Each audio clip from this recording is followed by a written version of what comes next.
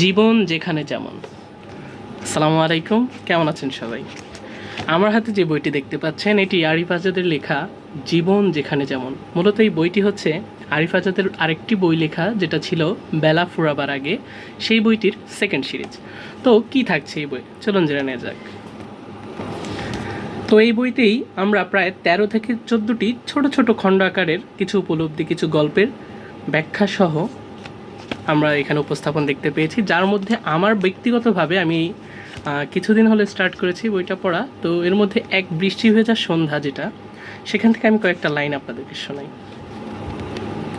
তো এই এক বৃষ্টি ভেজা সন্ধ্যার মূল গল্পটা আমি আপনাদেরকে বলি। সেটা ছিল লেখক এবং তার বন্ধু জাহিদ, তাদের মধ্যকার একটা সম্পর্ক। তো সেটা হচ্ছে তারা দুইজনেই ছোটোবেলার অনেক বন্ধু, তাদের অনেক স্মৃতি বিজড়িত, অনেক সময় পার করেছে একটা সময় তারা। তো ক্যারিয়ারের তাড়নায় লেখক বিদেশে চলে যায়, তার বন্ধু দেশেই থাকে একটা সময়। তো অনেক বছর পর মতিঝিলে তাদের দেখা হয়। তো সেই সন্ধ্যা বিকেলের খুনসুটি গল্প এমন কিছু করার পরে তো পরের দিন সে খবর পায় তার সেই জাহিদ বন্ধুটি আর বেঁচে নেই। তো ইতিমধ্যে সে স্মৃতিচারণ করে যে তার সেই জাহিদ বন্ধু জীবনে অনেক কিছুর স্বপ্ন দেখেছে, সেগুলো ভঙ্গ হয়ে গেছে তার। তো তার মধ্যে সে তার জাহিদ বন্ধুর সাথে একটা সময় দেখা হয়েছিল যখন তার মন খারাপ ছিল। তো মন খারাপের কারণ হিসেবে জানতে চাইলে লেখক যেটা জানতে পারে তার বন্ধু থেকে, তার একটা মেয়ে আছে যে কিনা ক্যান্সারে জর্জরিত বর্তমানে। এবং এমনটাও বলেছিল যে বন্ধু জাহিদ, যে আমার এবং আমার মেয়ের কিছু হলে আমি আর তোর ভাবি মানে ঠিক থাকতে পারবো না। তো কথাগুলো শোনার পর সে ভাবে এবং লেখকও খুব ব্যথিত হয়। এবং একটা পর্যায়ে তার স্ত্রী ফাতেমা, সেও খুব উদার মনের মানুষ ছিলেন, মানুষকে সাহায্য করতে ভালোবাসেন।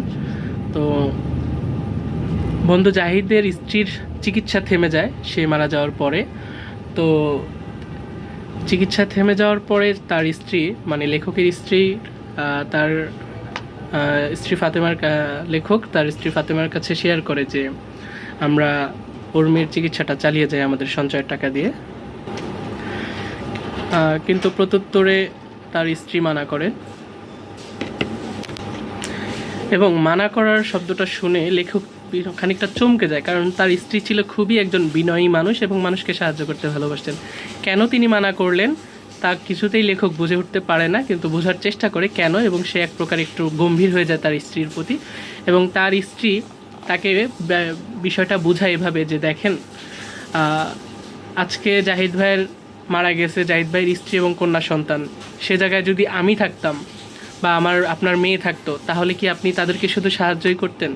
কি হতো বিষয়টা ভাবেন। তাদের প্রয়োজন একটা আশ্রয়, নিরাপদ আশ্রয়। তার মেয়ের জন্য দুটো হাট, যার জন্য তার বাবার সমতুল্য একজন বটবৃক্ষ হয়ে থাকবে। তো তার স্ত্রী এক পর্যায়ে ফাতিমা, তার স্ত্রীর নাম হচ্ছে ফাতেমা, তিনি লেখককে বলেন যে আপনি ভাবিকে বিয়ে করুন।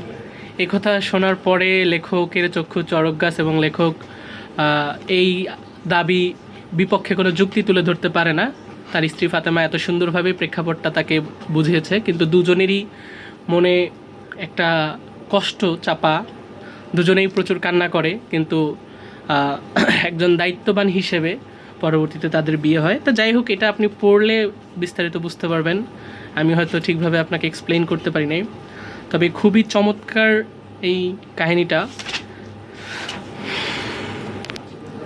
আমি যদি শেষের প্যারাটা আপনাদেরকে ঠিক লেখকের ভাষায় পড়ে শোনাই, সেটা হচ্ছে, সত্যি সত্যিই আমাদের বিয়েটা হয়েছিল।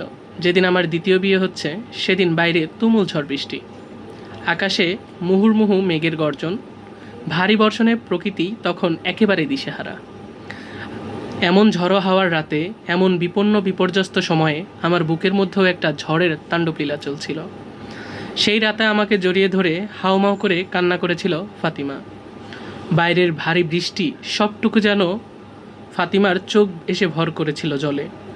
জাগতিক নিয়মে পুরুষ মানুষরা নাকি কঠিন প্রকৃতির হয়, তারা নাকি খুব সহজে কাঁদতে পারে না।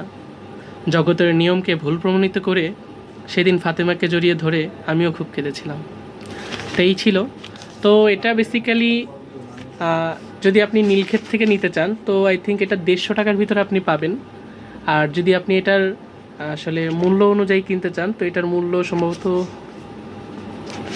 আচ্ছা আমি এক্স্যাক্টলি মূল্যটা নাই, আমার কাছ থেকে 200 টাকা চেয়েছিল। তো সেক্ষেত্রে আপনি এটা 150 টাকা দিয়েই নীলক্ষেত থেকে নিতে পারবেন।